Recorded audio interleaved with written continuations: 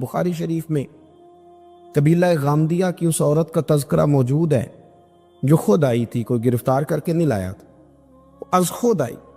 احساس پیدا ہو گیا نا گناہ کا۔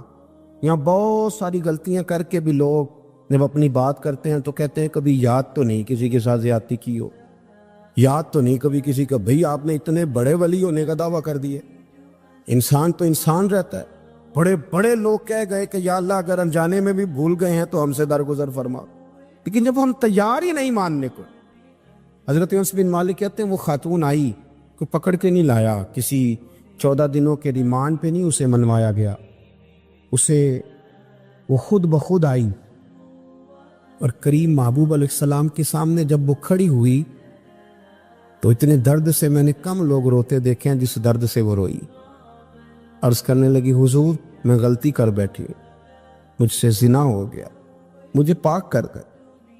تو محبوب کریم علیہ السلام نے فرمایا تو کیسے ثابت کرے گی تو نے گناہ کیے؟ یعنی مجرم کو ثابت کرنا پڑ رہا ہے کہ میں گناہ گار۔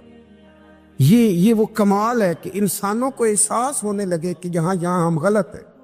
جب اعتراف جرم ہوتا ہے، جب بیماری کی تشخیص ہوتی ہے تو پھر اس کا علاج بھی ہو جاتا ہے۔ حضرت انس بن مالک کہتے ہیں وہ عرض کرنے لگی حضور میرے پیٹ میں ناجائز بچہ ہے۔ حضور نے فرمایا جا جب بچہ پیدا ہو تو پھر آنا۔ وہ 8 ماہ کے بعد آئی تو اس کی گود میں پھول سا بچہ تھا۔ حضور نے فرمایا واپس جا، جب روٹی کھانے لگ جائے تو پھر آنا۔ وہ 2 سال 2.25 سال دودھ پلاتی رہی، پھر جب آئی تو بچے کے ہاتھ میں روٹی کا ٹکڑا تھا۔ کریم محبوب صلی اللہ تعالی علیہ وسلم سے آ کے جب اس نے بات کی تو وہ درد سے روئی، کہنے لگی یا رسول اللہ 3 سال ہونے کو ہیں، میں نے گناہ کیا ہے، میں ساری رات سو نہیں پاتی۔ حضور تڑپتی اگر اس حال میں مر گئی تو اپنے رب کو کیا منہ دکھاؤں گا، مجھے پاک کر دے، میرے حال پہ رحم فرمائے۔ محبوب کریم صلی اللہ علیہ وسلم نے بچہ ایک صحابی کو دیا، فرمایا بچوں کی طرح پالنا، اور کہا اسے لے جاؤ، پتھر مار مار کے اسے سنسار کر دو۔ صحابہ کہتے ہیں اسے پتھر لگ رہے تھے اور حضور بے چینی کے ساتھ ٹہل رہے۔ آ کے خبر دی حضور وہ تو وصال کر گئی، انتقال ہو گیا۔ فرمایا یہاں تک تو بات اس کی تھی۔ حضرت انس بن مالک کہتے اب محبوب کریم نے صحابیات سے فرمایا اسے غسل دو، کفن پہناؤ، جنازہ تیار ہو جائے تو مجھے خبر کرنا۔ حضرت انس بن مالک کہتے ہیں غسل ہوا، کفن ہوا، جنازہ تیار ہوا تو حیران ہم تب ہوئے جب میرے محبوب نے فرمایا صفے بناؤ، میں خود جنازہ پڑھاؤں گا، میں خود جنازہ پڑھاؤں۔ اور سرکار نے جنازہ پڑھایا تو ایک شخص کی زبان سے نکلا حضور اس ملعون کا معاذ اللہ جنازہ جس نے ناجائز بچہ جنا، اس کے لیے آپ دعا کر رہے ہیں، جنازہ پڑھا۔ حضور فرمانے لگے خاموش ہو جاؤ، تم نے گناہ دیکھا ہے اس کا احساس نہیں دیکھا، تم نے غلطی دیکھی ہے لیکن اس کی توبہ کا انداز نہیں دیکھا۔ اور صاحب کنز العمال نے یہ لفظ نقل کیے ہیں کہ کریم محبوب فرمانے لگے اس نے تو ایسی شاندار توبہ کی ہے کہ اگر میں اپنی ساری امت میں بانٹ دوں تو اللہ سب کی مغفرت فرما دے گا۔ احساس جب پیدا ہو جاتا ہے نا اپنے دل کے اندر کہ یہاں میں غلط ہوں، ان العبد اذا اعترف ثم تاب تاب اللہ علیہ او کما قال نبی صلی اللہ علیہ وسلم، رواہ مشکات۔ حضور نے فرمایا جب کوئی بندہ کہتا ہے نا اللہ میں بھول گیا تھا، اور پھر وہ توبہ کرتا ہے تو رب اس کی توبہ کو فوراً ہی قبول فرما لیتا ہے۔ حضرت عبداللہ بن حذافہ جہاد کر رہے تھے، روم کے عیسائیوں نے گرفتار کر لیا، 1000 آدمی نے مل کے پکڑا، گرفتار نہیں ہوتے تھے صحابی، 1000 آدمی نے گھیرا ڈالا، گرفتار کر کے لے گئے۔ اور جب بادشاہ کے سامنے گئے تو وزیر کہنے لگا بادشاہ بندہ بڑے کام کا ہے، اگر ہمارے قابو آ گیا تو فائدہ دے گا، صحابی ہیں حضرت عبداللہ بن حذافہ، حضرت فاروق اعظم کا زمانہ ہے، اگر قابو آ گیا تو فائدہ دے گا۔ بادشاہ کہنے لگا کیوں، کیا خوبی ہے؟ کہنے لگے ہم 1000 آدمی تھے، یہ اکیلا قابو نہیں آ رہا، تو 1000 آدمی تھے، اگر ہماری فوج میں شامل ہو گیا تو بہت بڑا جرنیل ملے گا۔ بادشاہ کہنے لگا کوئی مسئلہ نہیں، 2-3 چیزیں ہوتی ہیں بندے کو خریدنے کے لیے، خرید لیتے۔ بادشاہ کہنے لگا عبداللہ جتنی دولت تجھے چاہیے میں تجھے دے دیتا ہوں، میرے لشکر میں آ جا، معاذ اللہ اسلام چھوڑ دے۔ حضرت عبداللہ بن حذافہ کیا فرماتے ہیں بڑا تو بیوقوف ہے، میں نے دولت کمانی ہوتی تو مدینے میں بیٹھ کے تجارت کرتا، میں دولت کمانے نہیں نکلا، میں تو رسول اللہ کی رضا کمانے کے لیے نکلا ہوا ہوں۔ دولت کمانی ہوتی تو کسی مارکیٹ میں ہوتا، میدان میں آنا تھا۔ شہادت ہے مطلوب مقصود مومن، نہ مال غنیمت نہ کشور کشائی۔ یہ دولت تو لونڈی ہے رسول اللہ کے دروازے کی، جو تو پیچھے پیچھے پھرتی ہے نبی پاک کے غلاموں۔ یہ کمانی ہوتی تو میں کسی مارکیٹ میں ہوتا، میدان میں تھوڑا ہوتا۔ عبداللہ بن حذافہ سے ایک دوسری چال چلی۔ کہنے لگے میاں عہدہ جو تجھے چاہیے، میں بادشاہ ہوں، میرے نیچے جو عہدہ تو کہے گا وہ تجھے مل جائے گا۔ حضرت عبداللہ بن حذافہ کہنے لگے شاید تجھے پتہ نہیں میری تعریف کیا ہے، شاید تو جانتا نہیں میری تعریف کیا ہے۔ کہا صاحب کی کیا تعریف ہے؟ کہنے لگے میں رسول اللہ کا صحابی ہوں، اور کائنات میں سب سے بڑا عہدہ مصطفیٰ کے صحابی ہونے کا عہدہ ہے۔ صحابہ وہ صحابہ تھے جن کی ہر صبح عید ہوتی تھی، خدا کا قرب حاصل تھا، نبی کی دید ہوتی تھی۔ فرمایا میں نے حضور کے جلوے دیکھے ہوئے ہیں، مجھے عہدے کی ضرورت ہی نہیں، اور میں نے عہدہ لینا ہوتا تو میں سیاست کرتا، میں تو شہادت لینے نکلا ہوں میدان میں، عہدے کا میں نے کیا کرنا ہے؟ اب بادشاہ کہنے لگا اسے قتل کر دو۔ وزیر کہنے لگا نہیں، ایک بات اور ہے، مجھے ایک چال اور چلنے دو۔ کہا وہ کیا؟ کہنے لگے میری بیٹی بڑی خوبصورت ہے، مجھے موقع دو اپنی بیٹی کو سجا بنا کے۔ وہ جوان جس کی جوانی اتنی بڑی ہے کہ 1000 آدمی مقابلے میں کھڑا نہیں ہوتا، اس جوان کے کمرے میں رات کی تنہائی میں بنا سوار کے بی بی کو بھیجا۔ وہ بی بی کہتی ہے میں ساری رات بن سور کے اس صحابی کے کمرے میں بیٹھی رہی، لیکن یہ کیا شخص تھا، ساری رات ہی مسلح پہ بیٹھا رہا، ساری رات ہی۔ کچھ دیر تھک جاتا تو یہ کریم رسول پہ درود پڑھنا شروع کر دیتا۔ بی بی کہتی ہے سحری ہو گئی تو میں نے چھو کے دیکھا کہ انسان ہے کہ جن ہے، یہ بندہ ہے کہ فرشتہ ہے، چھو کے دیکھا۔ کہنے لگے پیچھے ہٹ جا۔ میں نے کہا میں نے تو سنا تھا تو 1000 کے مقابلے میں ہے، اور تو اتنا بے حصہ ہے کہ بنی سوری دلہن بیٹھی ہے، تو نے نظر نہیں کی؟ عبداللہ بن حذافہ، بی بی کہتی ہے نظر پھر نہیں اٹھائی، نظر پھر جھکی ہوئی ہے۔ کہنے لگے بی بی میں مجبور ہوں، اب میرے اوپر کوئی حسن نہیں چلتا، میں نے جلوائے بددہا کا دیدار کیا ہوا ہے، اب میری نگاہوں میں جچتا نہیں کوئی، اس لیے کہ جیسے میرے سرکار ہے ایسا نہیں کوئی، کبھی بھی اب نہیں کسی کا میرے اوپر جادو چلتا۔ میں نے مصطفیٰ کو، اور کہا ذرا پیچھے ہٹ کے بیٹھ، مجھے میرے رسول نے غیر محرم سے بچنے کا حکم دیا ہے، ذرا پیچھے ہٹ کے بیٹھ۔ سحری کا وقت تھا، تو بی بی کہتی ہے اس نوجوان کے جملے میرا سینہ چیر گئے، کلیجہ پھٹ گیا، چیخ نکلی، میں کفر کے عالم میں روئی۔ میں نے کہا مجھے بتا تو صحیح، آخر یہ جذبہ کہاں سے ملتا ہے؟ آخر یہ روشنی تو میں نے دیکھی نہیں، کہاں سے آتی ہے؟ ایک میرا باپ ہے جو بنا سور کے مجھے تیرے کمرے میں چھوڑ گیا، بتلا یہ کہاں سے کیف آتے ہیں؟ عبداللہ بن حذافہ کہنے لگے اگر کیف لینا ہے تو بھی میرے مصطفیٰ کا کلمہ پڑھ جا، آجا دروازے رسول پہ جھک جا، مل جائے گا۔ سویرے دروازے پہ باپ آیا بیٹی سے رزلٹ لینے، دروازہ کھولا تو بیٹی نقاب پہنے باہر آئی۔ باپ کہنے لگا کیا بلا؟ کہنے لگی پیچھے ہٹا، تو غیر محرم ہے، کافر ہے، میں مسلمان ہوں۔ اس نے کہا کیا ہوا؟ کہنے لگی تیرے جیسے کو باپ کہوں، تیرے جیسے کو جو مجھے استعمال کرنا تھا؟ میں تجھے باپ نہیں مانتی، میں اب رسول والی ہو گئی، میں حضرت فاطمہ کی کنیزہ ہو گئی، میں اب نبی کریم کی خادمہ ہوں، خبردار میرے قریب نہ آنا۔ یہ داؤ بھی ناکام ہوا۔ اب حضرت عبداللہ بن حذافہ کے سامنے موت کھڑی کی، ایک کڑا میں تیل گرم کیا، کہنے لگے تجھے اس میں جلایا جائے گا۔ حضرت عبداللہ بن حذافہ رضی اللہ تعالیٰ عنہ جب جلنے کے قریب ہوئے تو رونے لگے۔ روم کا بادشاہ کہنے لگا شاید ڈر گیا ہے، کہنے لگے اب سمجھ آئی ہے، اب تجھے پتہ چلا ہے، چلا آ جا۔ حضرت عبداللہ بن حذافہ کہنے لگے تو کافر ہے، تیری کافروں والی سوچ ہے، اس لیے نہیں رویا کہ موت سے ڈر گیا ہوں، میں تو اس لیے رویا ہوں کہ ایک جان ہے اور نبی پاک پہ قربان ہو رہی ہے، کاش رب مجھے 1000 جان دیتا، میں ساری مصطفیٰ پہ قربان کر دیتا۔ ایک سنار نے گلی میں یتیم چھوٹے سے بچے کو گھومتے دیکھا تو سنار بے اولاد تھا، بچے کو اٹھا کے گھر لے آیا، 18 سال اس بچے کی پرورش کی، اس کو پالا پوسا، جوان کیا۔ سنار کے پاس وہ دکان پہ چلا جاتا، وہ کئی دفعہ دکان پہ رہتا، کئی دفعہ گھر میں رہتا۔ ایک دفعہ وہ دکان پہ تھا، بچہ گھر تھا، 18 سال کا جوان، اس کی بیوی اکیلی تھی۔ وہ جس نے ماں بن کے پالا تھا اس نے اسی پہ حملہ کر دیا، اس کا بازو بری نیت سے تھاما، بیوی چیخی، تھوڑی دیر گزری تو وہ نوجوان پیروں میں بیٹھ گیا، کہنے لگا اماں پتہ نہیں مجھے کیا ہوا۔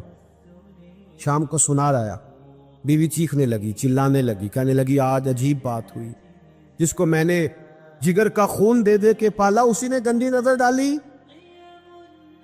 سنار محب حیرت ہے، بیوی کا خیال تھا کہ لات اٹھائے گا، ڈنڈا اٹھائے گا،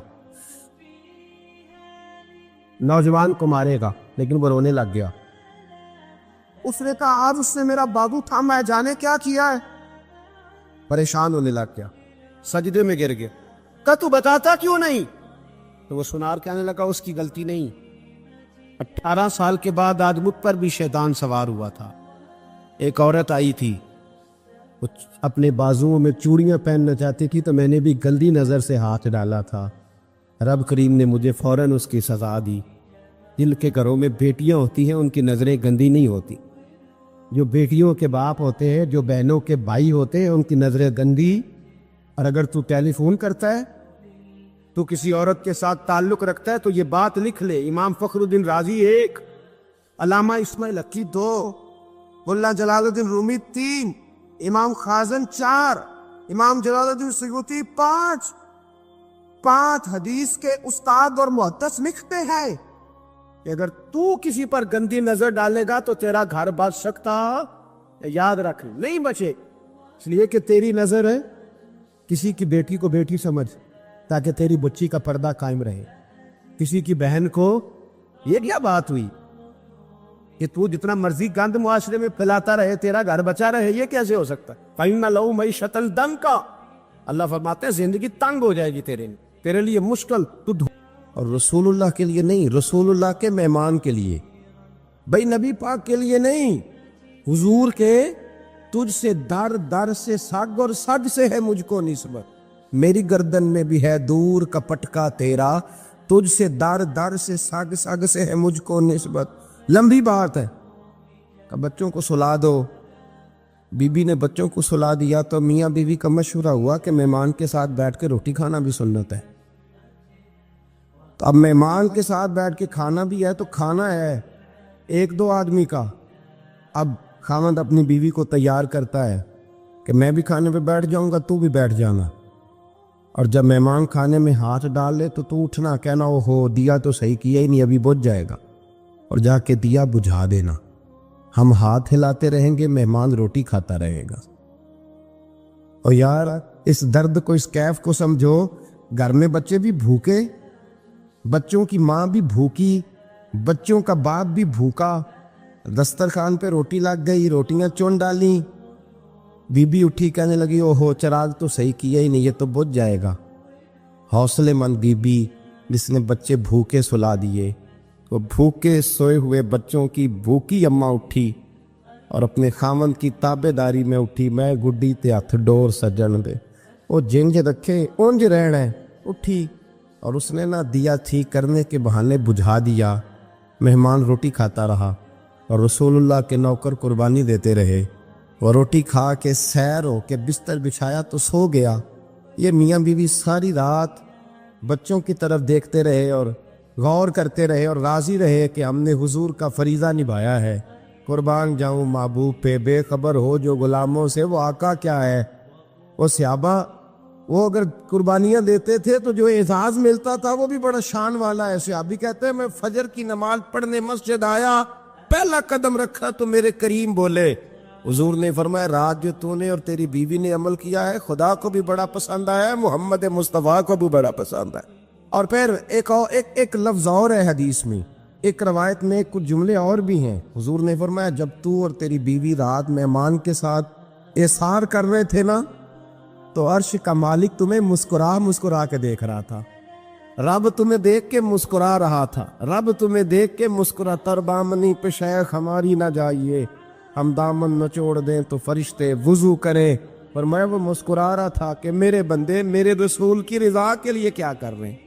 اور صاحب دیکھو، نبی پاک کے لیے نہیں، خاندان کے لیے نہیں، خاندان نبوت کے لیے نہیں، حضور کے نہ سمجھے یار، اس پہلو کو سمجھے، نبی پاک کے بریلی کے امام بول پڑے، فرمانے لگے تجھ سے در سے سگ साग से है मुझको निस्बत, तुझ से दार, दार से साग कुत्ते को कहते हैं फारसी में। फरमाते महबूब तेरा दरवाज़ा और दरवाजे पे कुत्ता और कुत्ते के पास मैं बैठा हूँ। चलो कुत्ते के पास तो बैठा हूँ ना, मेरी गर्दन में भी कोई तो पटका आया ही है ना।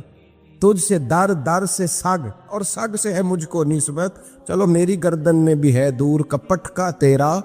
कुरान मजीद बोल उठा, रब करीम ने फरमाया हबीब ये तेरे गुलाम वो हैं कि वयुक्सिरूना अला अनफुसिहिम वलौ काना बिहिम खसासा।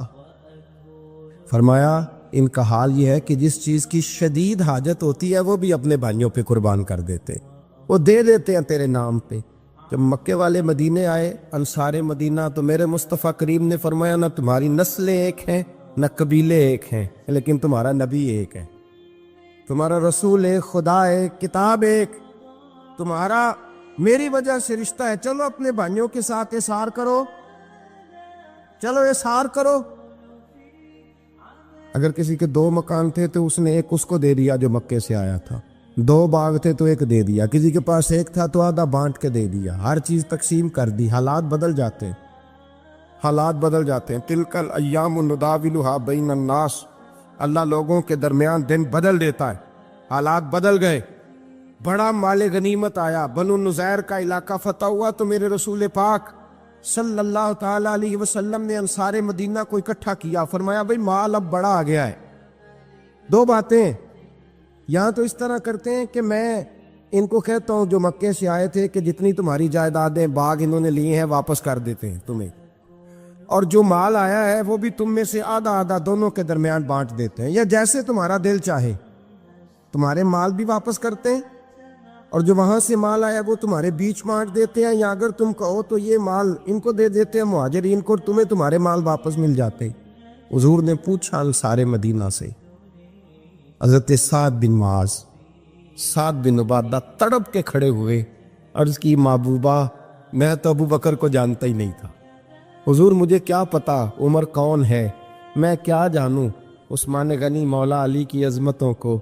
महबूबा मैंने तो तुझे इनकी तरफ मुस्कुरा के देखते हुए देखा है, तेरा जलवा देखा है, तुझसे दार दार से साग साग से है मुझको निस्बत। या रसूल अल्लाह सल्लल्लाहु अलैहि वसल्लम हमसे मशवरा ना करें, आप इस तरह करें जो जायदादें हमने इन्हें दी हैं वो भी इनके पास रहने दें, और जो माल आया है वो भी इनमें तकसीम कर दें, इसलिए कि हमें तो बस इतना पता है कि ये आपके गुलाम है, आपके नौकर हैं, हमें इससे ज्यादा किसी चीज के कोई गरज है, बस आपके गुलाम है, बात खत्म हो गई। हुजूर खामोश हो गए। सहाबा कहते हैं देर के बाद हमने कहा फैसला होना चाहिए। फैसला पता क्या हुआ? हुजूर ने हाथ उठाए, कहा अल्लाह मेरे मदीने वालों पे रहम फरमा, ऐ अल्लाह मेरे अंसार पे रहम फरमा, अल्लाह इनके जज्बे कबूल फरमा। भाई इसार वाली जिंदगी वो क्या बात हुई कि मैंने बड़ी कुर्बानी दी है तू, और जब तक तू कुर्बानी नहीं देता तू कदर वाला नहीं होता। जो चीज कुर्बानी से हासिल होती है उसकी कदर होती है, जो चीज मुफ्त में आ जाती है उसकी कोई कदर नहीं होती, कोई कदर नहीं। मैं अक्सर सोचता हूं कि हजरत ख्वाजा अजमेरी के खलीफे अजमेर में भी तो होने चाहिए थे ना, लेकिन उनके खलीफे अजमेर में नहीं हुए, दिल्ली में हुए। तो मैं सोचता हूँ दिल्ली वालों के खलीफे दिल्ली में होने चाहिए, लेकिन दिल्ली में नहीं हुए, पाकपतन में हुए। तो पाकपतन वालों के यहाँ हो जाते, वो इसलिए कि कुर्बानी जो देता है ना, जो दूर से चल के आता है वो कुर्बानी करता है, कुर्बानी देता है, उसको कदर ज्यादा होती है। हमने किसी शय के लिए कभी कुर्बानी नहीं दी, न दीन के लिए, न कुरान के लिए, न मस्जिद के लिए, न शेख के लिए, न तरीकत के लिए। कुर्बानी तो है ही नहीं। तो जो शय मुफ्त मिलती है उसका ना मज़ा आता है ना कदर होती है। जो चीज़ कुर्बानी करके लेते हो ना, कुर्बानी करके उसकी कदर होती है। किसी लिए कहा था किसी दरवेश ने, उसने कहा था कदर नबीदा एक की जानन दुनियादार कमीने, कदर नबीदा जानन वाले सौ गए विच मदीने। उनसे पूछो ना, उनसे पूछो उन हजरात को कितनी कदर थी। कुर्बानी अपनी ज़िंदगी में देना सीखे। एक होती है बंदे की ज़ाती ख्वाहिश, उसको कुचलना बड़ा मुश्किल होता है। कुर्बानी बड़ी ज़रूरी चीज़ का नाम है, और जो कुर्बानी देना सीख जाता है वो बच जाता है। कुतिया 6 बच्चे जन्म देती है, लेकिन कुर्बानी नहीं ना देती बच्चों की, तो रेवड़ नहीं बनते, इज्जड़ नहीं बनते। بکری 2 بچے پیدا کرتی ہے اور سال کے بعد ہزاروں بچوں لاکھوں بچوں کی قربانی دیتی ہے، پر پھر بھی جدھر جاؤ بکرے ہی بکرے نظر آتے ہیں۔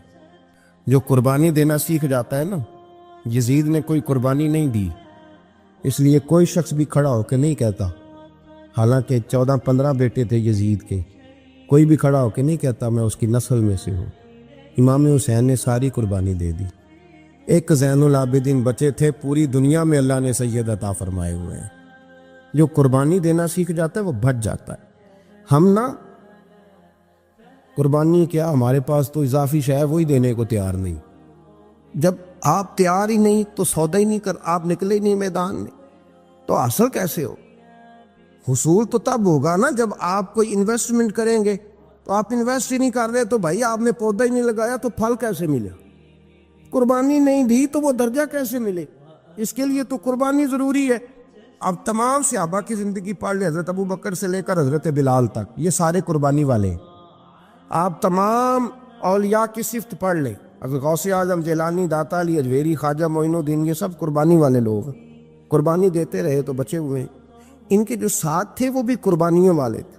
قربانی حصہ ہے طریقت کا، قربانی ضروری ہے۔ اور ہمارے صوفیاء تو کہتے ہیں جس شخص نے تصوف میں آ کے قربانی نہیں دی، بزرگوں کے پاس ایک شخص آیا، غالباً خواجہ نظام الدین محبوب الہی کی بات ہے، میرے ذہن میں نام پورا نہیں سما رہا، تو ایک مرید نے آ کے کہا حضور زکوٰۃ کتنی دینی ہے؟ فرمایا 2.5%۔ تھوڑی دیر کے بعد حضرت نصیر الدین چراغ دہلوی آ گئے، کہا حضور اللہ کے راستے میں کتنے دینے ہیں؟ فرمایا 50%۔ ایک ساتھی قریب بیٹھا تھا، اس نے کہا پہلے کے لیے 2.5% کا فتویٰ تھا، اس کو کہہ دیا آدھے دے دے۔ چند منٹ گزرے تو حضرت امیر خسرو بھی آ گئے، کہا حضور زکوٰۃ کتنی دینی ہے؟ فرمایا جو ہے سارا ہی لے آ، تیری 100% ہے۔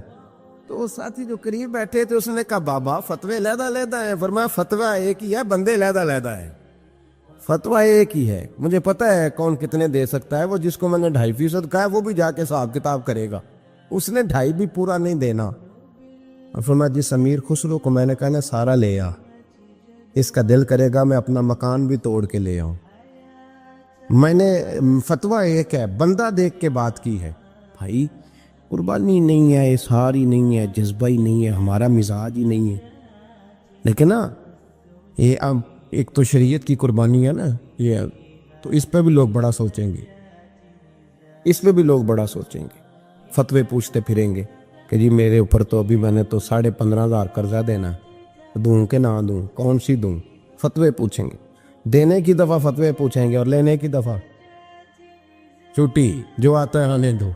کبھی لینے کی دفعہ بھی فتویٰ پوچھنا صاحب کہ یہ مجھے اتنا مال آ رہا لے لوں کہ نہ لوں، وہ لے لیا، قابو کر لیا، جب دینے کی باری آئی تو فتویٰ احصار کرے۔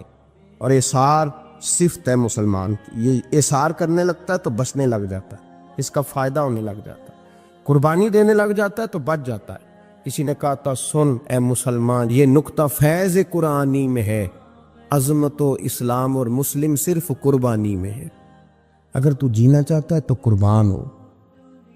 حضرت سیدنا ابو بکر صدیق فرماتے ہیں میں حضور کے سامنے بیٹھا، ایک شخص آیا، اس نے آ کر کے کہا یا رسول اللہ صلی اللہ تعالی علیہ وآلہ وسلم، یہ میرے ہاتھ کے اندر خنجر ہے، میں قتل کر کے آیا ہوں۔ قاتل کھڑا ہوا، ایک طرف قرآن مجید کا حکم ہے کہ جس نے ایک آدمی کو قتل کیا پوری انسانیت کو قتل کیا، حضور یہ خنجر ہے، قتل کر کے آیا ہوں۔ میرے مصطفیٰ نے فرمایا کس کو قتل کیا؟ عرض کی حضور سگی بہن کو مارا ہے، سگی بہن تھی میں نے قتل کر دی۔ میرے نبی پاک صلی اللہ علیہ وسلم نے فرمایا کیوں مارا؟ پیار نہیں تھا؟ کہا محبوبہ بہن سے کس کو پیار نہیں ہوتا، بڑا پیار تھا، پر مارا کیوں؟ تو صحابی رونے لگے، کہنے لگے محبوبہ میں بڑا پیار کرتا تھا، پر وہ کافرہ تھی، مشرکہ تھی، بڑا پیار کرتا تھا، جب بھی اس کے پاس جاتا وہ آپ کے بارے میں بات چھیڑ دیتی، میں اس کو کہتا سارا کچھ کر لے میرے نبی کے بارے میں بات نہ کر دو، میں ہر شے سہ لیتا، پر مصطفیٰ کریم کی ذات کے بارے میں کوئی بات برداشت کرنے کی طاقت نہیں رکھتا، یہ والا جملہ نہ کہنا۔ میں اس کو روکتا، منع کرتا، وہ باز نہ آتی۔ کہتے ہیں آج اس نے اتنی سخت بات کی کہ میں اس کا گلا کاٹ آیا ہوں، قتل کر دیا ہے۔ حضور میرے لیے حکم کیا ہے؟ تو نبی پاک نے فرمایا جا تیرے اوپر کوئی سزا نہیں، تو نے جو کیا ہے اچھا ہی کیا ہے، یہ اچھا کر ڈالا ہے جو تو نے کیا ہے۔ ایک صحابی نابینا تھے، آنکھوں سے نظر نہیں آتا تھا، رشتہ کوئی نہیں دیتا تھا، معذور آدمی تھے، نکاح ہوا، شادی ہوئی، 2 بیٹے دیے اللہ، گھر بس گیا، بیوی کپڑے دھو کے دیتی، خدمت کرتی، روٹی پکا کے دیتی، بچے بڑے حسین تھے، اور وہ صحابی خود فرماتے ہیں، نابینا صحابی کہتے ہیں موتیوں کی طرح کے میرے بچے، جو بھی آتا آ کے کہتا تیرے موتیوں کی طرح کے لال ہیں۔ لیکن آپ فرماتے ہیں ایک صبح اعلان ہو گیا، مدینے میں شور ہو گیا، کچھ نابینا صحابی کی بیوی قتل ہو گئی، کسی نے خنجر کے دبایا، مر گئی ہے۔ کہتے ہیں اس کے لواحقین اکٹھے ہوئے، در رسالت مآب پہ آئے، آگے کہنے لگے حضور ہمارا قاتل ڈھونڈ کے دیں، ہماری بیٹی کو کس نے مارا؟ میرے رسول پاک نے مجمع پہ نظر ڈالی، فرمایا بھائی مجھے کہنے کی ضرورت نہ پڑے، اگر قاتل موجود ہے تو خود اٹھ جائے۔ خود اٹھے، وہ نبینا صحابی بیچ میں سے اٹھ کے کھڑے ہو گئے، کہنے لگے سونیا قاتل کوئی باہر نہیں، میں خود قاتل ہوں، میں نے مارا ہے، میں قاتل ہوں، میں نے مارا ہے۔ مصطفیٰ کریم سید عالم صلی اللہ علیہ وسلم نے فرمایا تجھے تو اس کی بڑی ضرورت تھی، بڑی حاجت تھی، تیری بیوی تھی، تیرا گھر سنبھالتی تھی، تیرے بچے تھے۔ صحابی عرض کرنے لگے حضور سارا کچھ ٹھیک تھا، پر وہ آپ کی بے ادب تھی، حضور اس کے آنے سے میرا گھر بس گیا، روٹی پکنے لگی، کپڑے ملنے لگے، اولاد ہونے لگی، میں دنیا پہ آ گیا، لیکن محبوبہ میں نے وہ سکھ کیا کرنے ہیں جو تیری بے ادبی پر تعمیر کیے جائیں۔ یا رسول اللہ مجھے کیا حاجت اس چیز کی، اس میں آپ کا پیار ہی نہ ہو، یا رسول اللہ آپ کی محبت ہی نہ، حضور میں نے قتل کر ڈالا ہے، مجھے بیوی نہیں چاہیے، مجھے وہ والی چاہیے جس کی زبان پر رسول اللہ کے نام کے ترانے ہو، جو حضور کی محفل کرنے والی ہو، نعت پڑھنے والی ہو، جو نبی پاک علیہ السلام کی ازواج کا، اولاد کا، بیٹیوں کا ذکر کرنے والی، مجھے وہ بی بی نہیں چاہیے جو بی بی بے ادبی کرے۔ میرے نبی پاک صلی اللہ علیہ وسلم نے محلے داروں سے پوچھا، فرمایا بات اس کی ٹھیک ہے؟ کہا حضور واقعی بے ادب تھی۔ نبی پاک نے فرمایا اٹھو پھر چلے جاؤ، اس نے انسان نہیں مارا، اس نے گستاخ رسول کو مارا ہے، اس نے ایک گستاخ رسول کو مارا ہے۔ بھائی یاد رکھے نبی پاک کا پیار ایمان کا حصہ ہے، اس میں کوئی کمپرومائز نہیں۔ حضرت ابو عبادہ بن جراح نے میدان کے اندر اپنے باپ کو قتل کیا، باپ کو مارا، حضور سید عالم صلی اللہ علیہ وسلم نے کہا ابو عبادہ تو نے باپ ہی مار دیا ہے؟ کہا حضور باپ نہیں چاہیے، رسول اللہ کا وفادار چاہیے، حضور وفادار چاہیے۔ نبی پاک صلی اللہ تعالی علیہ وآلہ وسلم کی محبت اصل دین ہے، اصل دین۔ صحابہ کرام نے ہر چیز سے بڑھ کر رسول پاک سے پیار کیا، ہر چیز سے بڑھ کر، بھلا دی دنیا ساری انہوں نے، لیکن رسول پاک سید عالم صلی اللہ علیہ وسلم کا پیار انہوں نے اپنے دل سے نہیں بلایا، اپنی اولادیں لا کے حضور کی خدمت میں پیش کر دی، اپنے بچے لا کر پیش کر۔ حضرت عائشہ صدیقہ رضی اللہ تعالیٰ عنہ فرماتی ہیں ساری زندگی ابو بکر صدیق نے ڈانٹا نہیں، میرا باپ رفیق تھا، شفیق تھا، مہربان تھے، کوئی کبھی انہوں نے سخت گھورا بھی نہیں ہماری طرف۔ لیکن کہتی ہے ایک دن میں حضور کے ساتھ گفتگو کر رہی تھی، بچی تھی، میری آواز ذرا بلند ہوئی، تو کہتے ہیں جناب ابو بکر صدیق رضی اللہ تعالیٰ عنہ باہر سے دوڑے آئے، اندر آئے، حضرت ابو بکر نے تھپڑ اٹھایا، میرے منہ پہ مارنے لگے، حضور آگے بڑھے، بچایا۔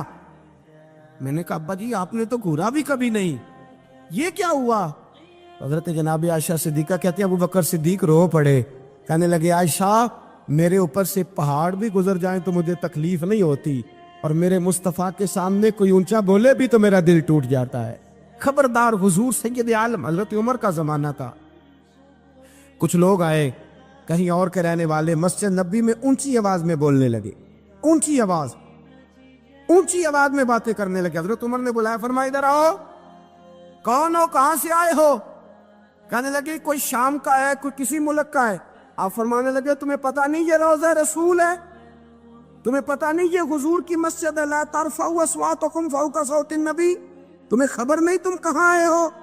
فرمایا اگر تم مدینے کے رہنے والے ہوتے میں تمہیں دروں سے مارتا، تمہیں سزا دیتا، تمہیں ادب رسول کا نہیں پتا، تمہیں رسول اللہ صلی اللہ علیہ وسلم کے طریقے کا نہیں پتا۔ نبی پاک صلی اللہ علیہ وسلم کے وجود سے خون نکلا، حضور نے حضرت عبداللہ بن زبیر سے کہا ٹھکانے لگا دو، جاؤ ٹھکانے لگا دو، ایسی جگہ لگاؤ جہاں کسی کی نظر نہ پڑے، خون بہتا ہوا خون حرام ہے، قرآن پاک نے بیان کیا ہے، کہا ٹھکانے لگا دو۔ حضرت عبداللہ بن زبیر باہر نکلے اور حضور کا جو خون تھا وہ پی گئے۔ حضور نے کہا تھا پی لینا، کیا کہا تھا؟ ٹھکانے لگا دو، پی گئے۔ واپس آئے تو مصطفیٰ نے فرمایا کہاں ٹھکانے لگایا؟ کہا یا رسول اللہ ایسی جگہ جہاں کسی کی نظر نہیں پڑے گی، ایسی جگہ جہاں کسی کی نظر نہیں پڑے گی۔ حضور نے فرمایا پی گئے ہو؟ کہا حضور پی گیا ہوں۔ فرمایا جاؤ، نبی کا وعدہ ہے تمہارے وجود کو جہنم کی آگ چھوئے گی بھی نہیں۔ ہم وہ والا پیار کرتے ہیں جو حضور نے کہا ہے۔ حضرت ام ایمن نبی پاک کی دائی تھی، حضور کی رضائی والدہ تھی۔ سرکار کی طبیعت مبارک علیل ہوئی تو حضور نے نا، ویسے نبی پاک جب پخانہ کرتے تھے نا تو حضرت عائشہ صدیقہ فرماتی ہیں حضور کے پخانے سے کستوری سے بھی زیادہ خوشبو آیا کرتی۔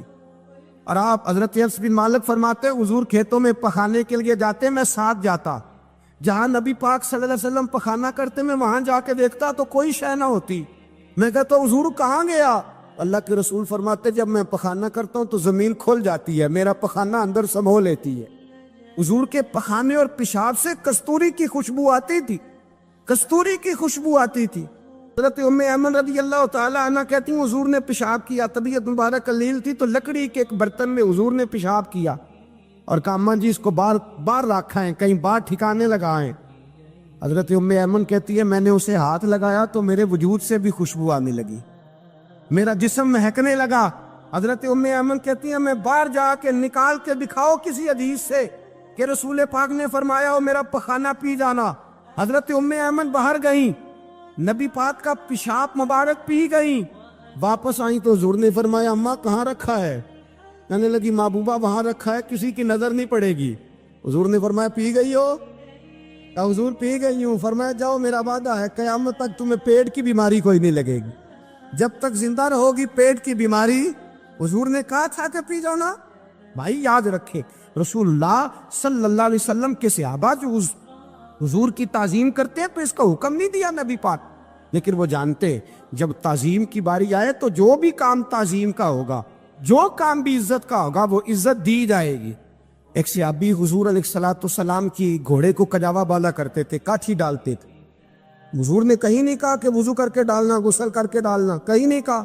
رسول پاک صلی اللہ علیہ وسلم رات کو کہہ دیتے کہ صبح جانا ہے تو گھوڑا تیار کر دینا، اونٹ تیار کر دینا۔ ایک دن اللہ کے محبوب سویرے اٹھے، گھوڑا تیار تھا، حضور بیٹھے تشریف لے گئے۔ جب تشریف لے گئے نبی پاک صلی اللہ علیہ وسلم تو حضور واپس آئے تو بلایا، ان سے صحابی کا نام تھا حضرت اسلم بن شریک۔ ان کو بلا کے حضور نے فرمایا یار آج کجاوا تو نے نہیں باندھا۔ وہ رونے لگے، کہنے لگے محبوبہ اس کا مطلب ہے میرا باندھنا آپ کو پسند آتا ہے، اس کا مطلب ہے میری خدمت قبول ہے۔ فرمایا تو نے نہیں باندھا؟ یا رسول اللہ نہیں۔ فرمایا کیوں نہیں باندھا؟ کیا جواب ہے، کیا حسن ہے۔ کہنے لگے یا رسول اللہ میں صبح اٹھا تو میرے اوپر غسل فرض تھا، اگر میں بغیر غسل کے ہاتھ لگاتا حضور کو نہیں نبی پاک کے گھوڑے کے کجاوے کو، کہا حضور گھوڑے کے کجاوے کو بغیر غسل کے ہاتھ لگاتا تو بے ادبی تھی، اور اگر غسل کرتا تو حکم ماننے میں دیر ہوتی تھی، یہ بھی بے ادبی تھی، لہذا کسی اور کی ڈیوٹی لگائی۔